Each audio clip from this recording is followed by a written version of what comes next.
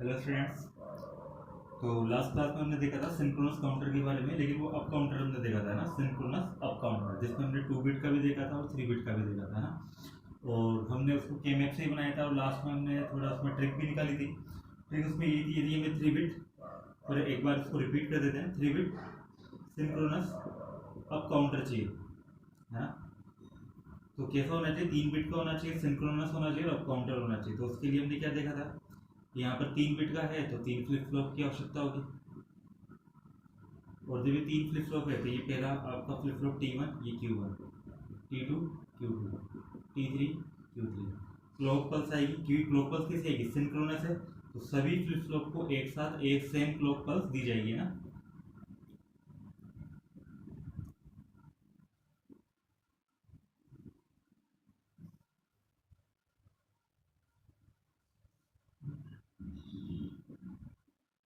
Same clock pulse यहाँ पे दे दी जाएगी ना। और T1 की वैल्यू कितनी होती थी? 1, तो VCC पे लगा के इसको 1 कर देंगे। T2 पर क्या जाता था? इसके ठीक पहले वाला आउटपुट। और T3 पर क्या जाएगा? इससे पीछे जितने भी आउटपुट है उसका एंड आउटपुट। देखो यदि हम T2 को भी देखें तो T2 से पहले केवल आपके पास एक ही फ्लिप फ्लॉप है, तो यहाँ पे सीधा हम बोल सकते हैं Q1, तो यहाँ पे T2 पे सीधा Q1 जाएगा। लेकिन T3 की बात करेंगे तो T3 से पहले 2 फ्लिप फ्लॉप है, एक फ्लिप फ्लॉप दूसरा फ्लिप फ्लॉप। तो दोनों फ्लिप फ्लॉप के आउटकम, इसका आउटकम कितना है Q1 और इसका आउटकम कितना है Q2। तो Q1 और Q2 का एंड ऑपरेशन जो है वो हम करेंगे T3 पर भेजने के लिए। तो दोनों का हम यहाँ पर ऑन एंड ऑपरेशन करेंगे, वो कहाँ लगा देंगे? T3 पर। और इस तरह से फिर हमारे पास ये क्या मिल जाएगा हमें? तो हमें इस प्रकार से ये 3 बिट सिंक्रोनस अप काउंटर मिल जाएगा। अब हम बात करते हैं एक बार मतलब सिंक्रोनस डाउन काउंटर की, है ना। तो एक बार हम देखते हैं सिंक्रोनस डाउन काउंटर किस प्रकार से बनेगा। देखिए, यदि हम सिंक्रोनस डाउन काउंटर की बात करते हैं तो देखिए यहाँ पर नाम से ही पता लग रहा है कि आपका काउंटर कैसा है? सिंक्रोनस। तो सभी फ्लिप फ्लॉप्स को एक साथ सेम क्लॉक से same input clock signal provide की जाएगी, है ना। डाउन काउंटर है तो यहाँ पर जो क्या बोल सकते हैं अपन, स्टेट ट्रांजिशन जो होगा वो डिसेंडिंग ऑर्डर में होगा ना, डिसेंडिंग ऑर्डर में होगा, है ना। यानी कि जैसे अगर हम बोलते हैं 4 स्टेट है तो उसमें 4 स्टेट किस प्रकार से होगी? तीसरी, फिर दूसरी, फिर पहली, फिर जीरो। तो यानी कि पहले फर्स्ट क्लॉक में वो थर्ड स्टेट से सेकंड स्टेट में आएगा, फिर अगली क्लॉक में फर्स्ट में जाएगा, फिर अगली क्लॉक में जीरो में, और फिर अगली क्लॉक में थर्ड में। तो ये डाउन काउंटर का मतलब है ना, जो हम पहले भी देख चुके हैं। तो अब हम एक बार स्टार्ट करते हैं। सबसे इसमें सिंपलेस्ट हम मतलब डाउन काउंटर लेते हैं, तो वो लेते हैं हम 2 बिट का, है ना। 2 बिट का हम सिंक्रोनस डाउन काउंटर की यहाँ पर बात करते हैं कि इसको किस प्रकार से हम देखेंगे। तो बात करते हैं 2 बिट सिंक्रोनस डाउन काउंटर की। तो देखिए, क्योंकि ये 2 बिट का है, 2 बिट का होने का मतलब 2 फ्लिप फ्लॉप होंगे, और 2 फ्लिप फ्लॉप होने का मतलब नंबर ऑफ स्टेट कितनी होगी? नंबर ऑफ स्टेट्स कितनी हो जाएगी? 2⁻², यानी कि 4। नंबर ऑफ स्टेट 4 हो गई, और यही इसका क्या होगा? मॉडुलस नंबर भी होगा, है ना। मॉडुलस नंबर बोलो या नंबर ऑफ स्टेट बोलो, वो बात एक ही है ना। 4 स्टेट है तो 4 स्टेट किस प्रकार से होगी? 4 स्टेट अपनी हो जाएगी जैसे 0, 1, 2 एंड 3। 0 का मतलब 0 0, 1 का मतलब 0 1, 2 का मतलब 1 0, और 3 का मतलब 1 1। इस प्रकार से हमारे पास ये 4 स्टेट इसकी हो जाएगी। तो ये 2 बिट सिंक्रोनस हमारा काउंटर है। अब ये क्योंकि सिंक्रोनस है, तो सिंक्रोनस होने का मतलब क्या है? सभी मतलब दोनों फ्लिप फ्लॉप को, है ना,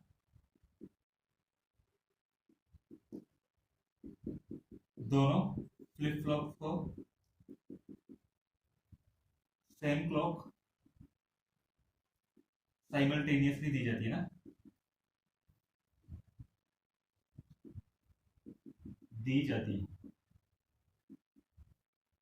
ठीक है। और डाउन काउंटर का मतलब क्या है? क्योंकि इसमें 3 बिट है तो स्टेट डायग्राम इसका कैसे बनेगा? तीसरी स्टेट होगी पहले, फिर उसके बाद अगली क्लॉक में सेकंड स्टेट, उसके बाद अगली क्लॉक में फर्स्ट स्टेट, उसके बाद अगली क्लॉक में जीरो स्टेट, और उसके बाद थर्ड स्टेट। तो ये 1 1, फिर 1 0, फिर 0 1, और फिर 0 0, और 0 0 के बाद वापस से 1 1। तो ये इसका ओवरऑल मीनिंग है 2 बिट सिंक्रोनस डाउन काउंटर का। तो एक बार हम इसको डिजाइन करके देखते हैं। तो डिजाइन हम किस प्रकार से करेंगे, सबसे पहले 2 बिट सिंक्रोनस काउंटर के लिए हम क्या बनाएंगे, एक्साइटेशन टेबल। उस एक्साइटेशन टेबल का उपयोग करते हुए हम वहां से केएमएफ का उपयोग करेंगे और केएमएफ से हम इक्वेशन के लिए निकालेंगे लॉजिक समीकरण, और लॉजिक इक्वेशन निकालने के बाद फिर हम उसको डिजाइन करेंगे ना। तो मैं यहाँ पर क्योंकि मुझे पता है 2 बिट का है तो मैं 2 फ्लिप फ्लॉप बना देता हूँ। पहले छोटे छोटे 2 फ्लिप फ्लॉप मैंने यहाँ पे बना लिए। पहला ये हमारे पास T1 है, दूसरा हमारे पास T2 है। तो हम करेंगे क्या, यहाँ पे एक्साइटेशन टेबल का उपयोग करके केएमएफ से उसके लिए सॉल्व करेंगे, किसके लिए, T1 और T2 का एक्सप्रेशन ज्ञात करेंगे, ताकि वो हम यहाँ पर लगाएं और वो इस प्रकार, और ये T1 और T2 का एक्सप्रेशन मुझे इस प्रकार से चाहिए कि ये दोनों फ्लिप फ्लॉप मिलकर डाउन काउंटर की तरह काम करने चाहिए ना। तो मुझे T1 और T2 की वैल्यू चाहिए। तो वैल्यू किस तरह से आएगी, एक्साइटेशन टेबल बनाएंगे। एक्साइटेशन टेबल से फिर हम केएमएफ का उपयोग करते हुए T1 और T2 के लिए उस केएमएफ को सॉल्व करेंगे, और फिर वहां से फिर हम T1 और T2 निकालेंगे। तो हमारे पास दो इसमें आउटकम होंगे, एक Q1 होगा और दूसरा Q2। तो हम सबसे पहले यहाँ पे शो कर देते हैं क्लॉक, कि हम कौन सी क्लॉक का उसकी बात कर रहे हैं। फिर उसके बाद हम प्रेजेंट स्टेट में हमारे पास Q2 और Q1 हो जाएगा। फिर हम बात करेंगे नेक्स्ट स्टेट की। तो नेक्स्ट स्टेट में भी हमारे पास कितनी रहेगी, Q2 प्लस और Q1 प्लस। फिर हमारे पास यहाँ पे इनपुट्स हो जाएंगे। इनपुट्स में हमारे पास कितना रहेगा, T2 और T1। ठीक है।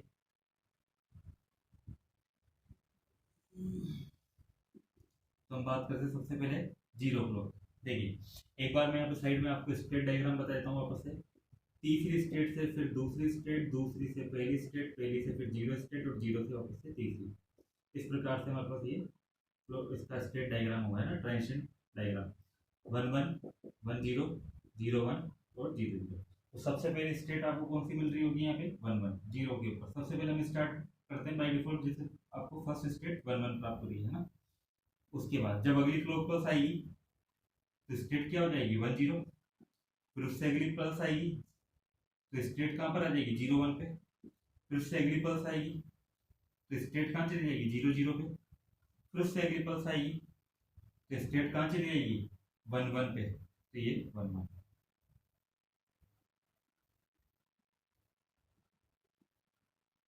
ठीक है। तो इस तरह से इसी प्रकार से नेक्स्ट स्टेट किस प्रकार से होगी, देखिए जब हमारा काउंटर इस स्टेट में 1 1 में है तो 1 1 स्टेट प्रेजेंट स्टेट होगी, तो नेक्स्ट स्टेट कौन सी होगी, 1 0। तो 1 0। जब हमारा काउंटर 1 0 स्टेट में यानी कि इसमें, तो नेक्स्ट स्टेट कौन सी होगी, 0 1। जब 0 1 में है तो नेक्स्ट स्टेट कौन सी होगी, 0 0। और जब 0 0 में है तो नेक्स्ट स्टेट कौन सी हो जाएगी, वापस से 1 1। और जब ये 1 1 में है तो नेक्स्ट स्टेट वापस से कितनी जाएगी आपके पास, 1 0, है ना। इस प्रकार से हमारे पास चलेगी। तो ये तो खैर हमें इसकी जरूरत नहीं है, यही से हमारा काम हो जाएगा, इसको लिखने की जरूरत नहीं चौथी स्टेप पर। तो यहाँ पर देखिए अब यहाँ से हम एक बार T2 और T1 की बात करते हैं वापस से। क्यों नहीं किया, क्योंकि जब मेरे पास यहाँ पे 1 1 होता है तो नेक्स्ट स्टेट वापस से कितनी रहती है, 1 0। तो ये वाला जो कॉम्बिनेशन है वो यही वाला कॉम्बिनेशन है, तो वापस से रिपीट हो जाता है। इस वजह से मैंने यहाँ पे इसको हटा दिया ना। ठीक है। अब हम यहाँ पर इनपुट की बात करते हैं। देखिए अगर मुझे T2 पता करना है तो उसके लिए मैं क्या देखूंगा कि सेकंड वाले फ्लिप फ्लॉप का प्रेजेंट स्टेट क्या है और नेक्स्ट स्टेट क्या है, इन दोनों को चेक करूंगा। देखो टी फ्लिप फ्लॉप में आपको पता है यदि स्टेट में चेंजेस हो गया, प्रेजेंट स्टेट और नेक्स्ट स्टेट सेम है यानी कि कोई चेंजेस नहीं हुआ है, तो इसका मतलब T2 कितना, मतलब T कितना होना चाहिए, 0, क्योंकि 0 होगा तभी नो चेंज होगा। और यदि स्टेट चेंज हो गई है 1 से 0 या 0 से 1 हो गई है, तो इसका मतलब T इनपुट कितना होना चाहिए, 1। तो यहाँ पर देखिए 1 से 1 रहा तो ये कितना रहेगा, 0। 1 से 0 हो गया तो 1, 0 से 0 रहा अनचेंज यानी कि 0, 0 से 1 हो गया तो चेंज हो गया, वापस से कितना हो गया, 1। ठीक है। इसी प्रकार से जब T2 T1 की बात करेंगे तो मैं Q1 और Q1 प्लस की बात करूंगा, यानी कि पहले फ्लिप फ्लॉप की प्रेजेंट स्टेट और नेक्स्ट स्टेट को हम यहाँ पर देखेंगे। तो देखिए 1 से 0, 1 से 0 हो गया, चेंज हो गया 1। फिर 0 से 1 वापस से चेंज हो गया 1, 1 से 0 फिर से चेंज हो गया 1, 0 से 1 फिर से चेंज हो गया 1। तो यहाँ से आपको देखकर पता लग जाएगा कि सभी कॉम्बिनेशन के लिए T1 की वैल्यू तो कितनी होनी चाहिए, 1 ही होनी चाहिए, क्योंकि प्रत्येक कॉम्बिनेशन के लिए T1 कितना आ रहा है, 1 आ रहा है। तो T1 हमेशा कितना लेना चाहिए, 1। अब हम T2 के लिए यहाँ पे केएमएफ बना लेते हैं। T2 को केएमएफ बना, देखो वापस से मैं रिपीट कर रहा हूँ कि जब भी केएमएफ बनाएंगे तो केएमएफ में केवल हम प्रेजेंट स्टेट वाले वेरिएबल्स को ही शो करते हैं ना, नेक्स्ट स्टेट वाले को नहीं करते हैं। तो ये हमारा Q2 Q1 0 1 0 1। इस वाले ब्लॉक के लिए हम यहाँ पे इसको नंबरिंग करें तो ये 0 रो और 0 कॉलम, तो ये 0 0।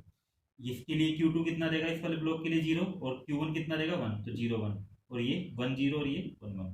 तो ठीक है, अब हम इसकी प्लॉटिंग करते हैं T2 के लिए। देखिए T2 के लिए 1 कहाँ पर है, इस वाले कॉम्बिनेशन के लिए 1 0 के लिए, तो 1 0 कहाँ मिलेगा आपको यहाँ पे। फिर अगली बार 1 कहाँ पर, ये इस वाले कॉम्बिनेशन के लिए 0 0 के लिए, तो ये यहाँ पे इस प्रकार से।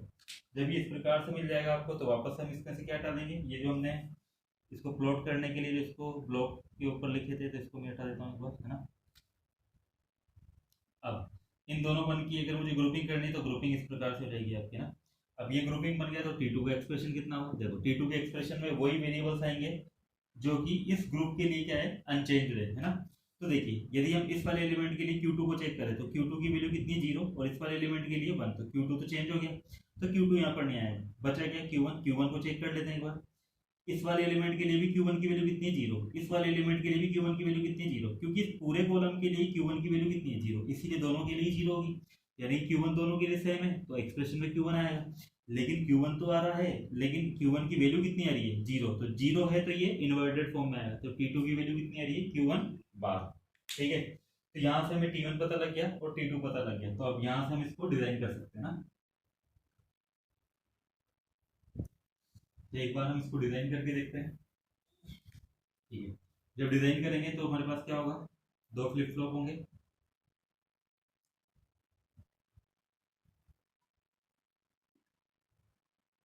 ठीक है, तो यहाँ पर हमारे पास ये T1 ये Q1 T2 Q2 synchronous counter है, तो दोनों को एक साथ हम क्लॉक पर अप्लाई कर देंगे, पॉजिटिव स्टेट है ना। यहाँ पर मैंने इसको क्या कर दिया BCC 1 है ना, लॉजिक 1, और T2 पे क्या जाना चाहिए। अब देखिए जब हमने मतलब सिंक्रोनस अप काउंटर की बात की थी, है ना, सिंक्रोनस अप काउंटर में आपको याद होगा 2 बिट काउंटर में T2 की वैल्यू किसकी आ रही थी, यानी कि जो अगले वाले फ्लिप फ्लॉप को जो हम इनपुट दे रहे थे वो कहां से दे रहे थे, पीछे वाले इनपुट के पॉजिटिव आउटपुट से या फिर नॉन इन्वर्टेड आउटपुट से, Q1 से Q2 से यहाँ से दे रहे थे। जबकि डाउन काउंटर की यदि हम बात करें, है ना, तो डाउन काउंटर में हमको यहाँ से क्या देना पड़ेगा, T2 किसके बराबर आया था, Q1 के बराबर नहीं आता, Q1 के इन्वर्टेड फॉर्म के बराबर आया था, तो Q1 का इन्वर्टेड फॉर्म हमको यहाँ से मिलता है, तो मैं इसको यहाँ से लगाऊंगा। तो एक बेसिक डिफरेंस यहाँ पर ये हो गया, यदि सिंक्रोनस डाउन काउंटर की हम बात कर रहे हैं तो आगे वाले फ्लिप फ्लॉप को जो इनपुट दिया जाएगा वो पीछे वाले फ्लिप फ्लॉप पे इन्वर्टेड आउटपुट से दिया जाएगा। और जबकि अप काउंटर यदि हम बनाते हैं तो अप काउंटर में हम कहाँ से देंगे, अप काउंटर में हम जो आगे वाले फ्लिप फ्लॉप को जो इनपुट देंगे वो कहाँ से देंगे, पीछे वाले फ्लिप फ्लॉप के नॉन इन्वर्टेड आउटपुट से। आप इस तरह से भी ध्यान रख सकते हैं। देखिए हम बात कर रहे हैं डाउन इन्वर्टर की, मतलब डाउन कन्वर्टर की, तो हम आगे वाले इनपुट को इनपुट कहाँ से देंगे, पीछे वाले फ्लिप फ्लॉप के नीचे वाले आउटपुट से, यानी कि डाउन वाले आउटपुट से, जो कि कौन सा है, इन्वर्टेड फॉर्म यहाँ से। और यदि वो अप काउंटर है, अप काउंटर है तो अप काउंटर वाले केस में हम क्या कर रहे थे, आगे वाले फ्लिप फ्लॉप को इनपुट कहां से दे रहे थे, पीछे वाले फ्लिप फ्लॉप के ऊपर वाले आउटपुट से, और ऊपर वाला आउटपुट कौन सा है, नॉन इन्वर्टेड वाला, यानी कि यहाँ से। तो इस ट्रिक से आप थोड़ा ध्यान रख सकते हैं इस चीज का ना। तो ये हमारा 2 बिट सिंक्रोनस काउंटर है, तो ये 2 बिट सिंक्रोनस आपका काउंटर हो गया, डाउन काउंटर हो गया ना। तो यहाँ से मैं आउटपुट किस प्रकार से मिलेगा, इस प्रकार से, ये Q1 हो जाएगा, ये Q2, ये MSB बिट होगी और ये इसकी LSB बिट होगी। इस प्रकार से हमारे पास ये डिजाइन हो जाएगा 2 bit synchronous down counter, 2 bit synchronous down counter. ठीक है, अब हम एक बार बात कर लेते हैं जल्दी से 3 बिट सिंक्रोनस डाउन काउंटर की भी, है। ये 3 बिट का अगर सिंक्रोनस डाउन काउंटर होगा उसके बाद क्या होगा, फिर उसको हम जनरलाइज कर देंगे ना वहां से। तो देखिए बात करते हैं 3 बिट सिंक्रोनस डाउन काउंटर की। यहां से देखिए क्योंकि फ्लिप फ्लॉप कितने बिट का है, 3 बिट का, सॉरी काउंटर कितने बिट का है, 3 बिट का।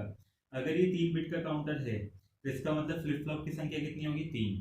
फ्लिप फ्लॉप की संख्या अगर 3 है ना, फ्लिप फ्लॉप की संख्या अगर 3 है तो यहाँ से मोड नंबर या आपकी नंबर ऑफ स्टेट, है ना, वो कितनी हो जाएगी, नंबर ऑफ स्टेट कितनी हो जाएगी, 2⁻³ यानी कि 8 है। तो आपके पास यहाँ पे स्टेट किस तरह से रिप्रेजेंट कर सकते हैं, 0 1 2 3 और कहाँ तक 7, तो ये स्टेट हो जाएगी। 3 बिट में 0 को कैसे रिप्रेजेंट करेंगे, 0 0 0, 1 को 0 0 1, 2 को 0 1 0, 3 को 1 0 1 1, 4 को 1005 को 101, 6 को 1107, 7 को 111। इस प्रकार से हम रिप्रेजेंट करेंगे पूरे इन स्टेट्स को 3 बिट में। ठीक है, क्योंकि 3 बिट का काउंटर है ना, तो नंबर इस स्टेट को भी हम 3 बिट में रिप्रेजेंट करेंगे। ठीक है, यहाँ तक हो गया। फिर क्योंकि ये सिंक्रोनस काउंटर है, तो सिंक्रोनस काउंटर है तो हमें क्या पता चल रहा है कि इस काउंटर में जितने भी फ्लिप फ्लॉप होंगे सभी को हम क्लॉक एक साथ देंगे और सेम इनपुट क्लॉक देंगे, है ना, तब हमारा जाके क्या बनेगा, सिंक्रोनस बनेगा। और डाउन काउंटर है, तो डाउन काउंटर है तो इसमें स्टेट ट्रांजिशन किस तरह से होगा, डिसेंडिंग ऑर्डर में। डिसेंडिंग ऑर्डर का मतलब पहले 7, फिर छठी, फिर 5वीं स्टेट, फिर चौथी, फिर तीसरी, फिर दूसरी, फिर पहली, फिर जीरो, जीरो के बाद वापस से 7वीं। इस प्रकार से हमारा यहाँ पे स्टेट ट्रांजिशन होगा, है ना। अब ये तो हो गया। अब इसको डिजाइनिंग करने के लिए मान लेते हैं कि 3 फ्लिप फ्लॉप है हमारे पास, है ना, और 3 फ्लिप फ्लॉप को कुछ इस प्रकार से ले लेते हैं। 3 टी फ्लिप फ्लॉप हो गए, ये T1 हो गया, ये T2 हो गया, ये T3 हो गया। यहाँ Q1 भी होगा, यहाँ Q2 भी होगा और यहाँ पे Q3 भी होगा, है ना। इस प्रकार से हमारे पास होगा। तो हमें इसको डिजाइन करने के लिए हमें T1 पता होना चाहिए, T2 पता होना चाहिए और T3 पता होना चाहिए। तो हम यहाँ पर एक बार ले लेते हैं क्लॉक, और यहाँ पे प्रेजेंट स्टेट में Q3, Q2 और Q1। फिर हम बात कर लेते हैं नेक्स्ट स्टेट की। नेक्स्ट स्टेट की बात करेंगे तो यहाँ पे Q3 प्लस, Q2 प्लस और Q1 प्लस। फिर हम बात कर लेंगे इनपुट्स की। इनपुट्स क्या होने चाहिए इसके अकॉर्डिंग, तो T3, T2, T1।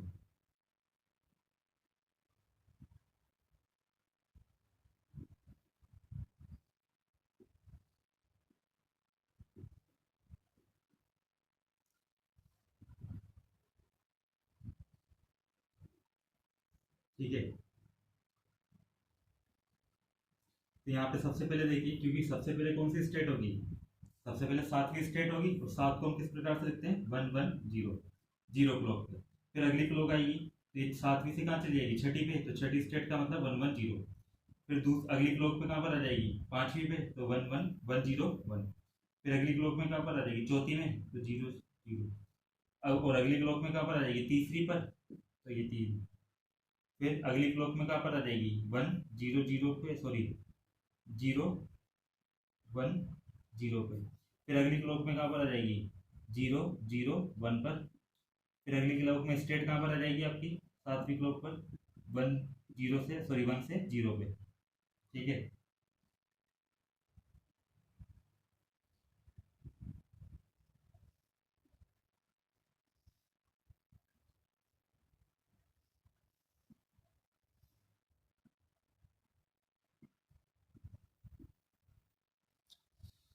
तो देखिए, यदि पहली स्टेट हमारे 7वीं है तो नेक्स्ट स्टेट कौन सी होगी, डाउन काउंटर है तो छठी होगी, और छठी का मतलब ये, तो 110। फिर प्रेजेंट स्टेट अगर छठी है तो नेक्स्ट स्टेट कौन सी होगी, 5वीं, और 5वीं का मतलब ये, तो 101। जब 5वीं होगी तो चौथी होगी, और यहाँ पर जब चौथी होगी तो नेक्स्ट स्टेट कौन सी होगी, तीसरी। नेक्स्ट स्टेट, प्रेजेंट स्टेट तीसरी है तो नेक्स्ट स्टेट कौन सी होगी, दूसरी। प्रेजेंट स्टेट दूसरी है तो नेक्स्ट स्टेट कितनी होगी, पहली। प्रेजेंट स्टेट पहली है तो नेक्स्ट स्टेट कितनी होगी, ये। ठीक है, और फिर अगर ये वाली होगी तो इसके बाद कौन सी हो जाएगी, 1111।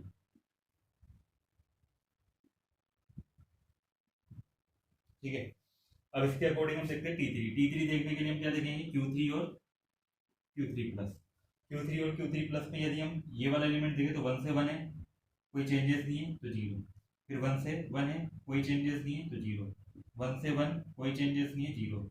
1 से 0 हो गया तो स्टेट चेंज हो गई। स्टेट चेंज कब हो सकती है, जब t की वैल्यू 1 हो। फिर 0 से 0, स्टेट में कोई चेंजेस नहीं है, 0। 0 से फिर से 0, स्टेट में कोई चेंज नहीं है, 0। 0 से फिर से 0, स्टेट नो चेंज, 0। 0 से 1, स्टेट में चेंज हो गया है ना, स्टेट इन्वर्ट हो गई है। इन्वर्ट हो गई तो यहाँ पे टॉगल होने का मतलब टी क्या वैल्यू कितनी होनी चाहिए, 1। अब T2 को देखिए, 1 से 1, स्टेट में नो चेंज, 0। 1 से 0, स्टेट चेंज, 1। 0 से 0, नो चेंज, 0। 0 से 1 चेंज, तो 1। 1 से 1 नो चेंज, 0। 1 से 0, स्टेट चेंज हो गई, टॉगल हो गई तो इनपुट 1। 0 से 0 नो चेंज, 0। फिर 0 से 1 स्टेट चेंज हो गई, 1।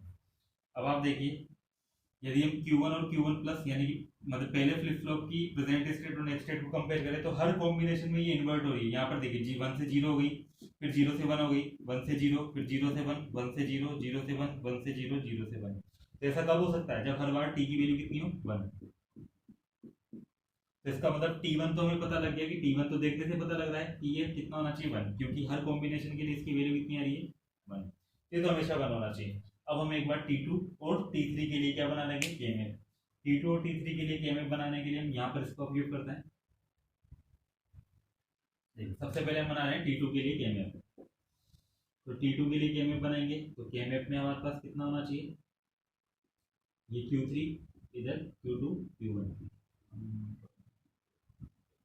ये 0 0 0 1 1 1 1 0 और ये 0 1। ठीक है, तो T2 के लिए देखिए हम एक बार प्लॉटिंग करते हैं वंस की। अच्छा उससे पहले एक बार इसको शो कर देते हैं ब्लॉक का मतलब क्या है। देखो Q3 इस पूरी रो के लिए 0 होगा, तो Q3 इस पूरी रो के लिए मैंने यहाँ पे कितना कर दिया? 0। फिर Q इन मतलब ये इस पूरी रो के लिए मतलब Q3 की वैल्यू कितनी होगी? 1, तो ये 1। फिर इस पूरे कॉलम के लिए Q2 मतलब Q2 Q1 की वैल्यू कितनी होगी? 0 0, तो ये 0 0। फिर इस वाले कॉलम के लिए Q2 Q1 की वैल्यू कितनी होगी? 0 1 0 1। फिर इस वाले कॉलम के लिए 1 1, तो ये 1 1। फिर इस वाले कॉलम के लिए 1 0, तो ये 1 0। इस प्रकार से है ना। अब एक बार हम इसकी प्लॉटिंग कर लेते हैं। देखो T2 की वैल्यू 1 कहाँ पर है? इनपुट के या प्रेजेंट स्टेट के इस कॉम्बिनेशन के लिए, यानी कि 1 1 1 0। तो 1 1 0 कहाँ पर है? 1 1 0 ये रहा, तो यहाँ बना जाएगा। फिर उसके बाद 1 कहाँ पर है? इस वाले स्टेट के लिए, और इसका मतलब ये वाला कॉम्बिनेशन 1 0 0। 1 0 0 कहाँ पर है? ये रहा। फिर अगला वाला 1 कहाँ पर है?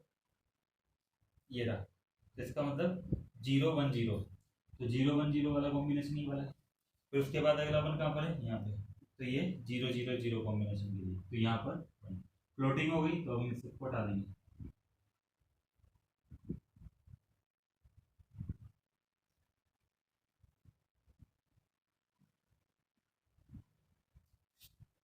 अब देखिए ये 4 1 है। मैंने आपको शायद पहले जब केएमएफ के बारे में बताया था, तो केएमएफ के बारे में बताया था कि मैंने कि जब इस तरह से कॉर्नर पे आपके बना देते हैं तो चारों एडजेसेंट होते हैं। चारों एडजेसेंट क्यों होते हैं?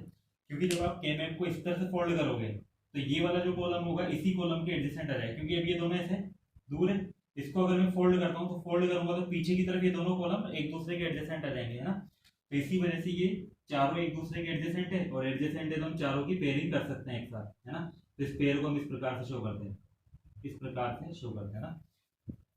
तो हमारा पेयर बन गया। अब इसके लिए हम चेक करते हैं कि क्या वैल्यू आपकी अनचेंज है और कौन सी वैल्यू चेंज हो गई है। तो देखो इन दोनों एलिमेंट की बात करें तो इन दोनों एलिमेंट के लिए Q3 की वैल्यू कितनी है? 0। और इन दोनों एलिमेंट के लिए Q3 की वैल्यू कितनी है? 1। तो Q3 तो चेंज हो गया, तो Q3 एक्सप्रेशन में नहीं आएगा। Q2 Q1 की बात करते हैं। सबसे पहले Q2 की बात करते हैं। Q2 की बात करते हैं तो इन दोनों एलिमेंट के लिए Q2 की वैल्यू कितनी है? 0। इन दोनों एलिमेंट के लिए Q2 की वैल्यू कितनी है? 1। तो Q2 भी चेंज हो गया, है ना। Q2 की वैल्यू भी 0 से 1 हो गई, तो ये भी चेंज हो गया, तो ये भी नहीं आएगा। अब Q1 की बात करते हैं। Q1 इन दोनों एलिमेंट के लिए कितना है? 0। और इन दोनों एलिमेंट के लिए भी कितना है? 0। तो दोनों के लिए 0 0 है, तो Q2 आएगा, सॉरी Q1 आएगा। और Q1 आएगा तो अब किस तरह से आएगा? इन्वर्टेड फॉर्म में, नॉन इन्वर्टेड फॉर्म में। तो ये देखिए Q1 की वैल्यू कितनी रही? 0। तो 0 रही तो ये इन्वर्टेड फॉर्म में आ जाएगा। तो T2 की वैल्यू कितनी जाएगी? Q1 बार के बराबर। ठीक है, इसी प्रकार से हम KMF बनाएंगे। किसके लिए? KMF हम बनाएंगे T3 के लिए। तो T3 के लिए एक बार KMF बनाते हैं यहाँ पर। देखिए T3 के लिए जब हम KMF बनाएंगे तो यहाँ पर वही Q3 Q2 Q1 0 0 0 1 1 0 1 1, सॉरी 1 1 1 0, फिर ये 0। अभी देखिए T3 के लिए 1 कहाँ पर है? यहाँ पे 1 0 0। तो 1 0 0 कहाँ मिलेगा? 1 वाली रो ये रही और 0 0 वाली कॉलम ये रही, तो यहाँ पे फिर 1 कहाँ पर मिल रहा है हमें? यहाँ पे T3 में, इस जगह पर। तो वो कॉम्बिनेशन कौन सा है? 0 0 0 वाला। तो Q3 0 इस रो के लिए और 0 0 Q2 ये वाले, तो यहाँ पे 1। इन दोनों की पेयरिंग हो जाएगी, दोनों की पेयरिंग हो जाएगी। तो T3 बराबर कितना आया? देखो Q3 तो चेंज हो गया, है ना। इस एलिमेंट के लिए 0, इस वाले एलिमेंट के लिए 1। और Q2 Q1 दोनों ही एलिमेंट के लिए कितना है? 0 0। तो ना तो Q2 चेंज हो रहा है ना Q1 भी आएगा और डॉट करके Q1 भी आएगा, दोनों का एंड ऑपरेशन होगा। अब देखिए Q2 की वैल्यू दोनों एलिमेंट के लिए कितनी रही, 0, तो Q2 पे इन्वर्टेड फॉर्म। Q1 की वैल्यू दोनों के लिए कितनी रही, 0, तो ये भी इन्वर्टेड फॉर्म है। तो ये इस तरह से आएगा। अब देखिए ये डाउन काउंटर के लिए T2 और T3 के एक्सप्रेशन आ गए। जब हमने अप काउंटर की बात की थी, है ना, जब हमने किसकी बात की थी, अप काउंटर की, तो आपको याद होगा अप काउंटर के लिए T2 की वैल्यू कितनी आई थी, सिंपल Q1, और डाउन काउंटर के लिए कितनी आई थी, सॉरी अप काउंटर के लिए T3 की वैल्यू कितनी आई थी, Q2 Q1। तो यानी कि क्या मतलब यहाँ पे क्या समझ में आया, यदि अप काउंटर की बात कर रहे हैं तो हम अगले वाले फ्लिप फ्लॉप को इनपुट कहाँ से देंगे, पीछे वाले फ्लिप फ्लॉप के नॉन इन्वर्टेड आउटपुट से। और जबकि डाउन काउंटर में हम अगले वाले फ्लिप फ्लॉप का आउटपुट कहाँ से देंगे, पीछे वाले फ्लिप फ्लॉप के इन्वर्टेड आउटपुट से, है ना। तो ये बेसिक डिफरेंस है दोनों अप काउंटर और डाउन काउंटर में, है ना, सिंक्रोनस वाले में। तो बस इतना सा इनको ध्यान रखना है और इसी से हमारा काम हो जाएगा। तो T2 हमारे पास Q1 बार आ गया और T3 Q2 डॉट मतलब Q2 बार डॉट Q1 बार।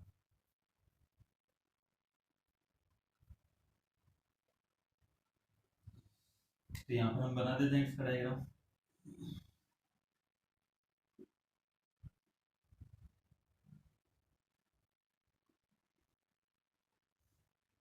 क्योंकि सिंक्रोनस है तो सभी को क्लॉक एक साथ दी जाएगी और सेम इनपुट क्लॉक दी जाएगी ना।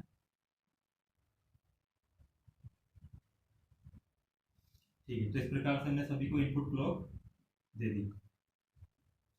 ये हमारा T1 है, T2 है, T3 है, Q1 Q2 Q3। T1 तो कहाँ पर होना है, अच्छा T1 की वैल्यू तो कितनी आ गई थी, T1 बराबर आ गया था 1, तो 1 है तो ये प्लस VCC से हम जोड़ देंगे। अब देखिए ये Q1 बार होगा, ये Q2 इन्वर्टेड फॉर्म होगा और ये Q3 इन्वर्टेड। अब आप यहाँ पर देखिए मतलब T2 की वैल्यू कितनी मिलनी चाहिए, Q1 का इन्वर्टेड फॉर्म यानी कि ये से। अब T3 पर कितना आना चाहिए, तो Q1 बार डॉट Q2 बार, तो Q1 बार तो ये रहा इसका एंड ऑपरेशन और यहाँ से इसका एंड ऑपरेशन यहाँ पर होना चाहिए और वो यहाँ पर मिलना चाहिए। तो यहाँ से कितना रहा है Q1 बार और यहाँ से Q2 बार, तो यहाँ पे कितना मिलेगा Q1 बार डॉट Q2 बार, इस तरह से। तो यहाँ से हमारे पास ये हमारी आउटपुट बिट्स को रिप्रेजेंट कर देगी, है ना। तो ये Q3 Q2 Q1 ये LSB बिट हो गई और ये MSB बिट हो गई। तो ये हमारा 3 बिट काउंटर का आउटपुट हो गया। ठीक है, तो इस प्रकार से हमारे पास ये 3 बिट काउंटर डिजाइन हो जाएगा। इसी प्रकार से यदि हम 4 बिट काउंटर की बात करें, है ना, तो 4 बिट काउंटर किस प्रकार से काउंटर 4 बिट डाउन काउंटर की बात कर रहे हैं, है ना। तो 4 बिट डाउन काउंटर हम किस प्रकार से बनाएंगे, तो देखिए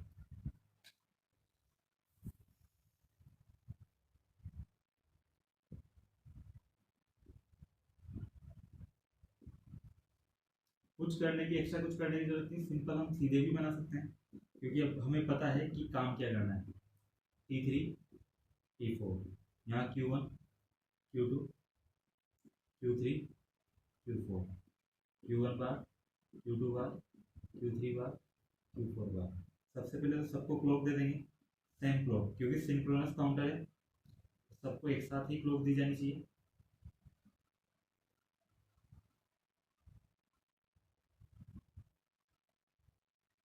ठीक है, तो ये सबको हमने क्लॉक यहाँ पे दे दी। अब देखिए T1 तो वापस से वही प्लस VCC से कनेक्ट हो जाएगा, Q1 पे क्या जाएगा, T2 पे क्या आएगा, इससे ठीक पीछे वाले फ्लिप फ्लॉप का इन्वर्टेड आउटपुट, क्योंकि हम बात कर रहे हैं डाउन काउंटर की, तो डाउन काउंटर में हम इनपुट कहाँ से देते हैं, इन्वर्टेड आउटपुट से। तो ये हमने इनपुट इन्वर्टेड आउटपुट से ये यहाँ पे अप्लाई कर दिया। ठीक है, इसी प्रकार से T3 कितना हुआ, तो T3 की वैल्यू होगी पीछे वाले जितने भी काउंटर थे उनके इन्वर्टेड आउटपुट का एंड ऑपरेशन। तो पहले वाले का इन्वर्टेड आउटपुट Q1 बार, दूसरे वाले का इन्वर्टेड आउटपुट Q2 बार, तो दोनों का एंड ऑपरेशन। तो मैंने यहाँ से तो ये निकाल दिया कितना Q1 और यहाँ से मैं क्या ले लूँगा Q2 और दोनों का क्या कर देंगे हम एंड ऑपरेशन और वो कहाँ पे लगा देंगे T3। ठीक है, यहाँ से कितना आया था Q1 बार और यहाँ से कितना आया Q2 बार, तो यहाँ पे T3 कितना मिल जाएगा आपको Q1 बार डॉट Q2 बार। ठीक है, अब T4 पे क्या जाना चाहिए, T4 पे जाना चाहिए पीछे वाले जितने भी आपके फ्लिप फ्लॉप है उनके इन्वर्टेड आउटपुट का, इन्वर्टेड आउटपुट यानी Q1 बार Q2 बार और Q3 बार का एंड ऑपरेशन, तो दोनों तीनों की। अब देखिए अगर हम T3 की बात करें तो T3 में हमारे पास यहाँ पे कितना मिल रहा है हमें, इस जगह पे हमें मिल रहा है Q1 बार Q2 बार मिल रहा है, Q3 पर हमने ये अप्लाई किया था, तो Q1 और Q1 बार तो मुझे यहाँ से मिल जाएगा, और अब Q3 बार मैं यहाँ से ले लूँगा और इनका एंड ऑपरेशन कर देंगे और वो हम T4 पे लगा देंगे। तो इस प्रकार से हम इसको यहाँ पे लगा देंगे। आउटपुट के लिए हम यहाँ पर Q1 को मैंने बाहर निकाल दिया, Q2 को मैंने बाहर निकाल दिया, Q3 को बाहर निकाल दिया और Q4 को बाहर निकाल दिया। Q4, Q3, Q2, Q1, तो ये हमारा क्या हो गया, 4 बिट का आउटपुट हो गया, जिसमें ये LSB हो गया और ये MSB हो गया। तो इस प्रकार से हमारे पास ये क्या बन गया है, ये हमारा बन गया है synchronous 4 bit synchronous down counter है ना। इसी प्रकार से हम और भी बिट को बढ़ा सकते हैं, इस प्रकार से हम इसको डिजाइन कर सकते हैं। ठीक है, तो आज के लिए इतना बहुत है, तो आज के लिए थैंक यू। नेक्स्ट क्लास में मिलते हैं हम लोग।